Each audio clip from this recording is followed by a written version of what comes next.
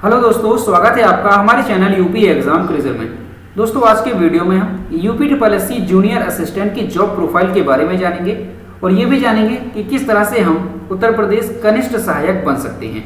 तो इसकी पूरी प्रोसेस क्या है विस्तार पूर्वक हम इस वीडियो में बात करेंगे, तो वीडियो को अंत तक जरूर देखिएगा। तो चलिए शुरू करते हैं। सबसे पहले जानते हैं इसके एग्ज़ाम के बारे में। तो दोस्तों ये जो एग्ज़ाम है जूनियर असिस्टेंट का, ये यूपी SSSC यानी उत्तर प्रदेश अधीनस्थ सेवा चयन आयोग द्वारा कंडक्ट करवाया जाता है। ये जो एग्ज़ाम है इसमें 2 चरण होते हैं। पहला जो चरण होता है वो आपकी होती है लिखित परीक्षा। पहली होती है लिखित परीक्षा और जो दूसरा है वो होता है आपका टाइपिंग टेस्ट। अब इसका पूरा एग्ज़ाम पैटर्न क्या है तो इसके बारे में जानते हैं। तो दोस्तों ये जो परीक्षा है वो टोटल होती है 100 नंबर की।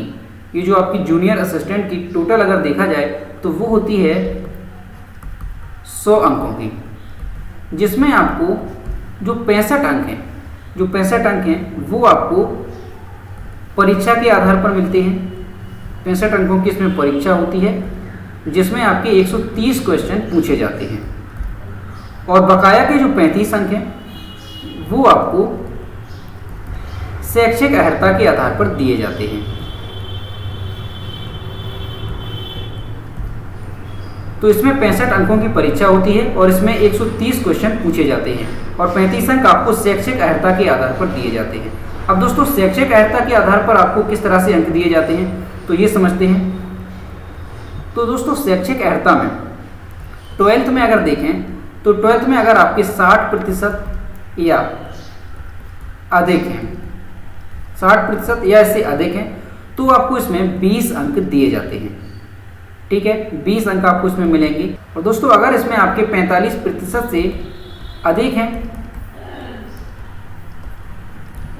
और 60% से कम तो आपको इसमें 15 अंक दिए जाएंगे।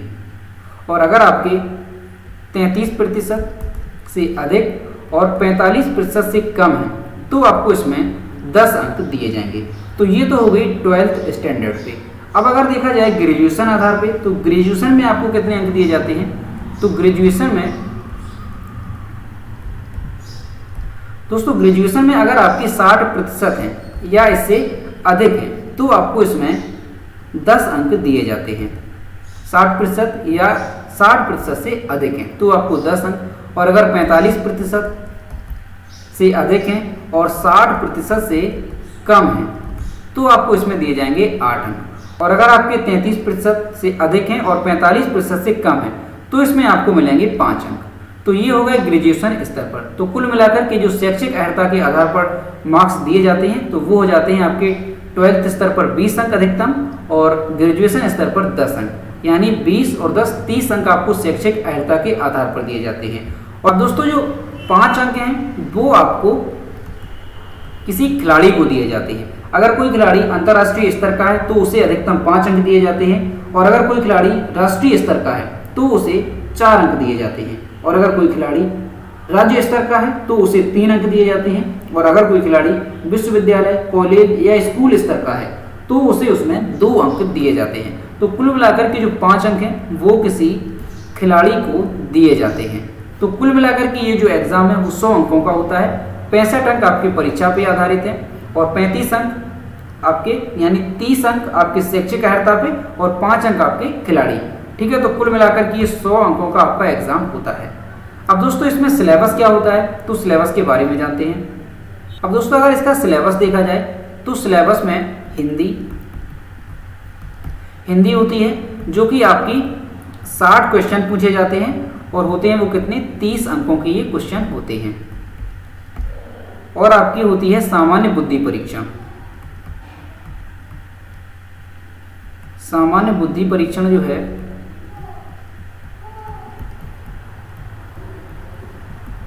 ये आपके 30 क्वेश्चन पूछे जाते हैं जो कि 15 अंकों के होते हैं। और आपका एक पूछा जाता है सामान्य जानकारी।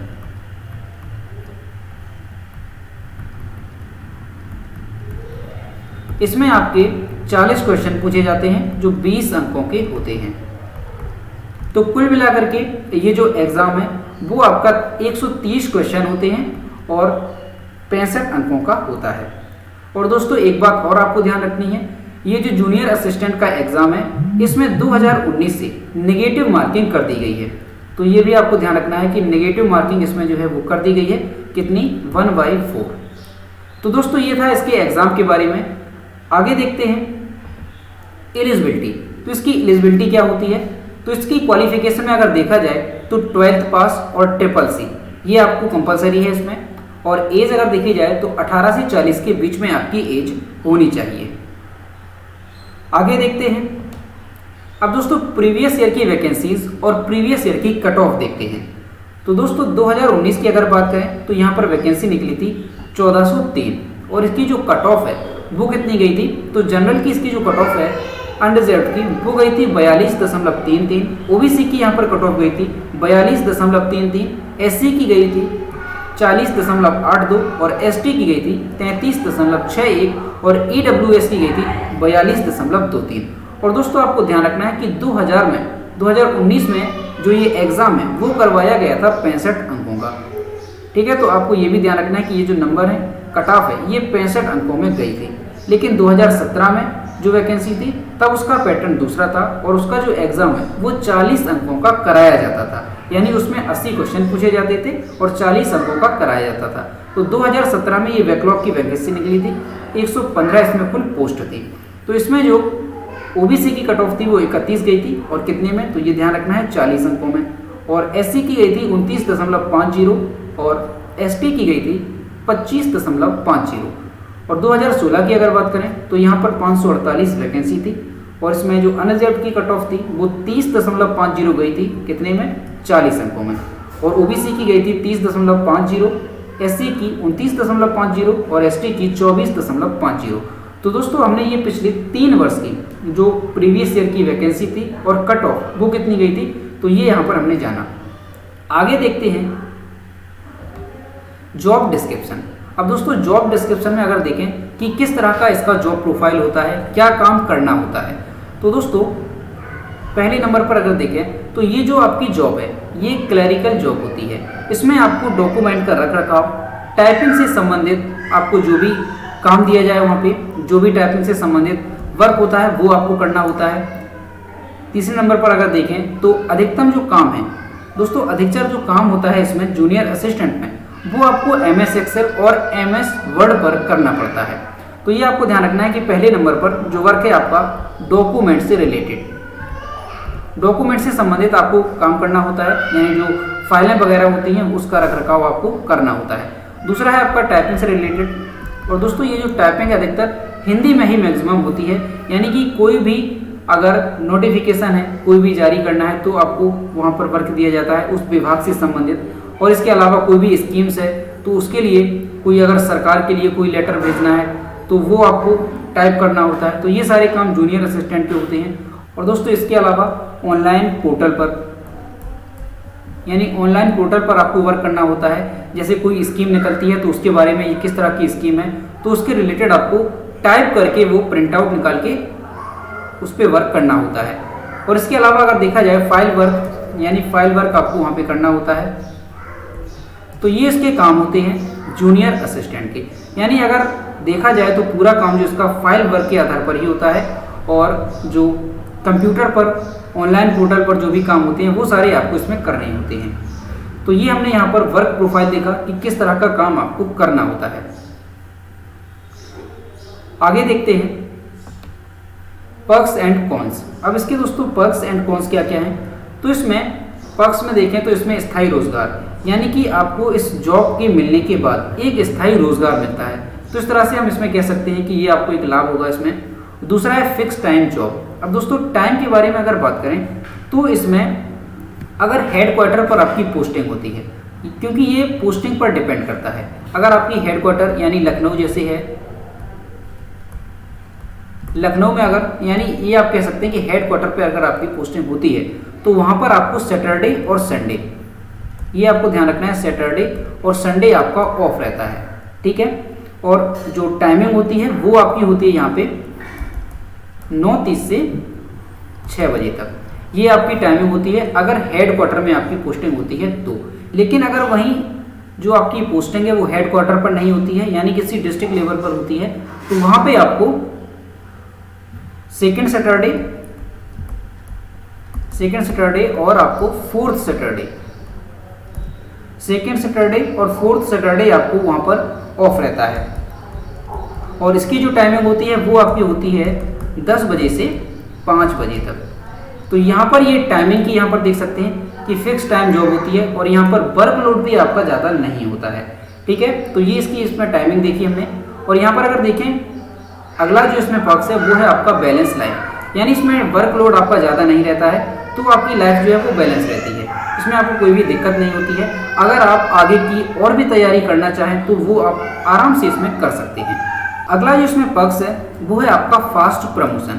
अब दोस्तों प्रमोशन इसमें काफ़ी ज़्यादा होते हैं, काफ़ी जल्दी हो जाते हैं प्रमोशन। तो इस तरह से इसमें जो फास्ट प्रमोशन की प्रक्रिया है वो यहाँ पर एक अच्छी है, तो इस तरह से इसका पक्ष में हम यहाँ पर ये चीज़ें देख सकते हैं। अब अगर कॉन्स की बात करें तो दोस्तों मुझे लगता है इसमें कॉन्स ज़्यादा नहीं है। कॉन्स की अगर बात करें तो कॉन्स ये हो सकता है कि इसमें जो आपकी सैलरी है वो थोड़ी कम रहती है, लेकिन 12th स्तर पर देखा जाए तो वो भी सैलरी ठीक होती है। तो कॉन्स में हम इस तरह से मान सकते हैं कि इसकी जो सैलरी है वो थोड़ी कम होती है। ठीक है, आगे देखते हैं सैलरी के बारे में। तो दोस्तों इसकी सैलरी होती कितनी है? तो सबसे पहले तो ये जो पोस्ट होती है वो आपकी 2000 ग्रेड पे की होती है। ठीक है, 2000 ग्रेड पे की होती है और इसका जो पे बैंड है वो 5200 से 20,200 का होता है। तो इस तरह से अगर हम कैलकुलेट करें तो इसकी जो सैलरी है वो आपकी कितनी बनती है, तो वो आपकी 21,700 ये आपका बेसिक बनता है। और इसके अलावा आपको अलावेंस दिए जाते हैं जैसे HRA है, और इसके अलावा भी जो सभी अलावेंस मिलाकर के अगर देखा जाए तो टोटल आपकी जो सैलरी है वो बनती है 24,700, यानी इसे हम अप्रोक्सीमेटली 25,000 कह सकते हैं। लगभग में 25,000 आपको सैलरी इसमें मिल जाती है। अब दोस्तों ये पोस्टिंग पर भी डिपेंड करता है कि आपकी किस एरिया में पोस्टिंग है, यानी अगर आपकी बड़े शहर में पोस्टिंग है तो वहाँ पर आपको HRA अधिक मिलता है, तो इस तरह से वहाँ पर सैलरी थोड़ी बढ़ जाती है। और वहीं अगर आपको किसी ग्रामीण एरिया में पोस्टिंग मिलती है तो वहाँ पर आपकी सैलरी थोड़ी कम हो जाती है। आगे देखते हैं प्रमोशन के बारे में। तो दोस्तों इसमें प्रमोशन काफ़ी फास्ट होते हैं। तो देखिए सबसे पहले आप कनिष्ठ सहायक पर ज्वाइन करेंगे तो आपका जो ग्रेड पे है वो 2000 ग्रेड पे होगा, और जो आपका वेतन बैंड है वो आपका 5200 से 20,200 होता है।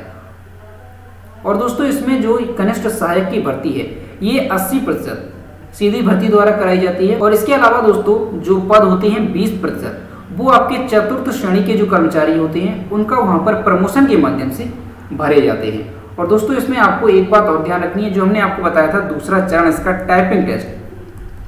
टाइपिंग टेस्ट में आपको, अब दोस्तों इसमें जो इंग्लिश की टाइपिंग होती है वो आपकी 30 वर्ड प्रति मिनट मांगी जाती है, और जो हिंदी की टाइपिंग होती है वो आपकी होती है 25 वर्ड प्रति मिनट। तो ये भी आपको यहाँ पर ध्यान रखना है जैसा कि यहाँ पर दिया गया है। पहला प्रमोशन है वो आपका वरिष्ठ सहायक पर होता है, और इसका जो ग्रेड पे होता है वो 2800 ग्रेड पे हो जाता है। और दोस्तों ये जो प्रमोशन है वो आपका 100% पदोन्नति के माध्यम से कराया जाता है, यानी जो पोस्ट होती है वरिष्ठ सहायक की, इसके लिए कोई अलग से वैकेंसी नहीं निकलती है।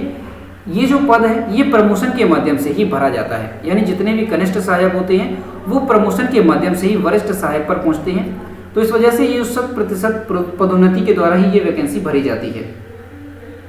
और इसमें आपको 5 वर्ष की सेवा वाले कनिष्ठ सहायक के पदों से ये भरी जाती है, यानी 5 साल के लगभग, यानी 5 साल के लगभग आपका जो फर्स्ट प्रमोशन है वो हो जाता है इसमें।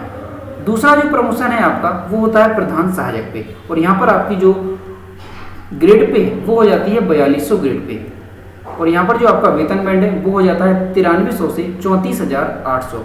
और दोस्तों ये जो पद है ये वरिष्ठ सहायक के पदों से पदोन्नति द्वारा भरा जाता है, लेकिन यहाँ पर जो दोस्तों टाइमिंग है वो यहाँ पर निश्चित नहीं होती है, यानी जो वरिष्ठ सहायक का पद होता है वहाँ पर आपका 5 वर्ष के आसपास, 5 वर्ष के लगभग में आपका प्रमोशन हो जाता है। लेकिन जो प्रधान सहायक का प्रमोशन है यहाँ पर आपका टाइमिंग नहीं है, तो इसमें टाइम थोड़ा बढ़ भी सकता है, यानी 5 से 7 या 8 साल के अंतर्गत आपका दूसरा प्रमोशन हो जाता है। अगर तीसरा प्रमोशन देखा जाए तो वो होता है प्रशासनिक अधिकारी पे, और यहाँ पर आपकी जो ग्रेड पे है वो हो जाती है 4600 ग्रेड पे की जॉब, और इसका जो वेतन बैंड है वो आपका 9300 से 34,800 रहता है। और ये दोस्तों 100% पदोन्नति द्वारा भरी जाती है, यानी जो प्रशासनिक अधिकारी का पद है ये आपका, इसके लिए कोई अलग से वैकेंसी नहीं निकलती है, यानी ये भी प्रधान सहायक से 100% पदोन्नति के माध्यम से ही भरी जाती है। तो इस वजह से ये जो पद है इस पर आप 5 वर्ष के समय में पहुंच सकते हैं, यानी प्रधान सहायक बनने के बाद आप 5 वर्ष के लगभग 5 वर्ष के आसपास प्रशासनिक अधिकारी बन सकते हैं। और उसके अगला जो प्रमोशन होता है वो होता है वरिष्ठ प्रशासनिक अधिकारी, और ये जॉब होती है 4800 ग्रेड पे की। और दोस्तों ये पोस्ट भी पदोन्नति के माध्यम से भरी जाती है, तो इसके लिए भी जो समय सीमा है वो 5 वर्ष से निर्धारित की गई है, यानी प्रशासनिक अधिकारी बनने के बाद आप 5 वर्ष के लगभग वरिष्ठ प्रशासनिक अधिकारी बन सकते हैं। इसके ऊपर जो प्रमोशन होता है वो होता है मुख्य प्रशासनिक अधिकारी, और ये आपकी जॉब हो जाती है 5400 ग्रेड पे की, और इसमें जो आपका वेतन बैंड है वो 15,600 से 39,100 हो जाता है। और दोस्तों ये पोस्ट भी पदोन्नति के माध्यम से भरी जाती है, और इसकी जो समय सीमा है वो है 3 वर्ष, यानी वरिष्ठ प्रशासनिक अधिकारी बनने के बाद आप लगभग 3 साल में मुख्य प्रशासनिक अधिकारी बन सकते हैं। तो दोस्तों प्रमोशन के एक्सपेक्ट से अगर देखा जाए तो ये जो जॉब है जूनियर असिस्टेंट की वो काफ़ी ज़्यादा अच्छी है। अगर आप नई एज में, यंग एज में अगर जूनियर असिस्टेंट पर ज्वाइन करते हैं तो आप यहाँ पे वरिष्ठ प्रशासनिक अधिकारी और मुख्य प्रशासनिक अधिकारी तक भी पहुँच सकते हैं। तो दोस्तों ये हो गई यहाँ पर प्रमोशन की बात। अब दोस्तों एक बात और आपको बताना चाहेंगे कि आपको कन्फ्यूजन रहता है कि इसमें विभाग आपके कौन कौन से होते हैं। तो देखिए कुछ विभाग हैं, जैसे कि आपका दिव्यांगजन सशक्तिकरण निदेशक है, वहाँ पर आपको इसकी पोस्टिंग की जा सकती है। विधि विज्ञान प्रयोगशाला परिसर लखनऊ में आपकी पोस्टिंग हो सकती है। वसीका अधिकारी, वसीका कार्यालय में आपकी पोस्टिंग हो सकती है। आबकारी कार्यालय जो उत्तर प्रदेश में है उसमें आपकी पोस्टिंग हो सकती है। और इसके अलावा आपकी जो स्थानीय निधि लेखा परीक्षा विभाग है उसमें आपकी पोस्टिंग हो सकती है। और इसके अलावा नागरिक सुरक्षा निदेशालय में आपकी पोस्टिंग हो सकती है। राज्य निर्वाचन आयोग में आपकी पोस्टिंग हो सकती है। महानिदेशक पर्यटन के जो कार्यालय होते हैं वहाँ पर आपकी पोस्टिंग कराई जा सकती है। तो इस तरह से इसमें काफ़ी विभाग होते हैं, तो वहाँ पर आपको जूनियर असिस्टेंट के पद पर नियुक्त किया जा सकता है। तो दोस्तों जूनियर असिस्टेंट से संबंधित जितनी भी क्वेरी थी वो हमने इस वीडियो में कवर की।